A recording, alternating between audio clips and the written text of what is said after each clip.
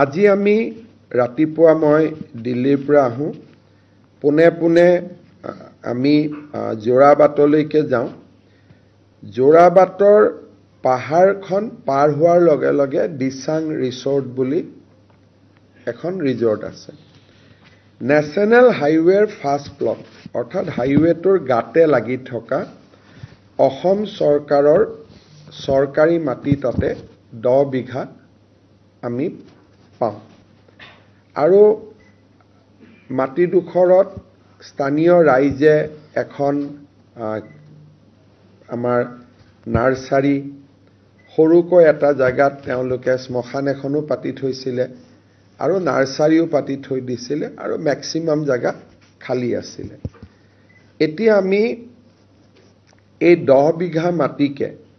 আমি ডেভেলপ কৰাৰ কাৰণে আগবাঢ়িছো আৰু ৰাইজে স্ব ইচ্ছাই তেওঁলোকে কৈছে যে আমাক নালাগে মাটিখিনি তেওঁলোকেও নিজে এৰি দিছে আৰু তেওঁলোকে আমাক কৈছে যে আমি গোটেইখিনি জুবিন গাৰ্গৰ কাৰণে আমি এৰি দিম আমাৰ অম্বৰীজ হোটেলৰ সত্ৰাধিকাৰী পুষ্পেন্দু বৰাৰো অকণমান তাতে মাটি আছিলে তেখেতেও মাটিডোখৰ জুবিনৰ সমাধিৰ কাৰণে আমাক এৰি দিবৰ কাৰণে বা এৰি দিম বুলি আমাক জনায় আপোনালোকে জানে যে ডক্টৰ ভূপেন হাজৰিকাৰ সমাধি 5.5 বিঘা মাটি নিৰ্মাণ কৰা হৈছিল জুবিনৰ কাৰণে আমি প্ৰায় 10 বিঘা মাটি তাতে পাওঁ আৰু আপাতত দৃষ্টিত মাটিডোখৰ দেখি মই ভাবিছিলো যে ঠিকে আছে ইতিমধ্যে যোৰহাটৰ পৰাও যথেষ্ট দাবী আহি আছিল যে যোৰহাটত নিব লাগে হে আজি পুনৰ এবাৰ মন্ত্ৰী ৰনোজ পেগু মন্ত্ৰী কেশৱ মহন্ত আৰু মন্ত্ৰী বিমল বৰাই জুবিন গাৰ্গৰ পৰিয়ালক সাক্ষাৎ কৰে জুবিন গাৰ্গৰ পৰিয়ালে আজিও আমাক স্পষ্ট কৰি দিয়ে যে তেওঁলোকে যেহেতু জুবিনে ম্যাক্সিমাম সময় গুৱাহাটীত কটাইছিলে আৰু গুৱাহাটীতে তেওঁৰ ঘৰ আছিলে আৰু জুবিনৰ পৰিয়ালটোৱেও জুবিনক চাব যাব খুজিলে সোনকালে যাব পাৰিব যোৰহাটত সময় লাগিব দেউতাকৰ অসুখৰো কথা আছে এই গোটেইখিনি কথা কৈ তেওঁলোকে অসম চৰকাৰক এই যোৰাবাটৰ কাষৰ দিচাং ৰিজৰ্টৰ মাটিখিনিতে জুবিনক সমাধিস্থ কৰিবলৈ অনুৰোধ জনায় বহু ৰাইজে বিভিন্ন পৰামৰ্শৰে চৰকাৰক অনুৰোধ কৰি আছে কিন্তু এটা কথা আমি সবেই বুজি পাব লাগিব যে জুবিন গাৰ্গ চৰকাৰী ব্যক্তি নহয়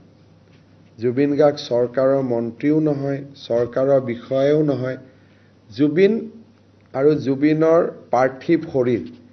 এই গোটেইটো পত্নী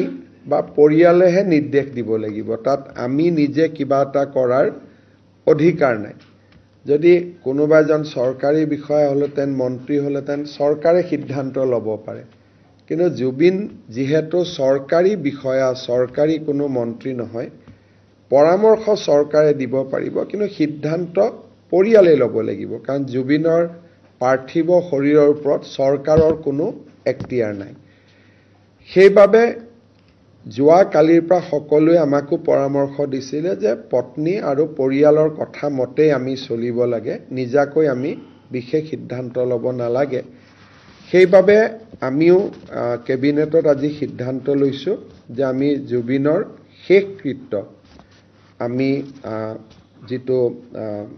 কমাৰকুছি এনসি ভিলেজ বুলি কয়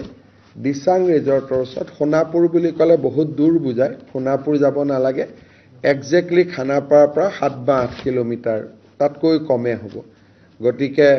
সেই পজিশনটোত ৰাতি মই এতিয়া যামু তাতে আৰু আমি যোৱা আপোনালোকেও এতিয়া যাব পাৰিব যেটো অফিচিয়ালি জায়গাটো আমি ঠিক কৰিছো শেষকৃত্য আমি তেখেতৰ তাতে সম্পন্ন কৰিম আৰু জুবিনক সন্মান জনাই তাতে আমি এটা সমাধি ক্ষেত্ৰও আমি নিৰ্মাণ কৰিবৰ বাবে আজি কেবিনেটে সিদ্ধান্ত লৈছে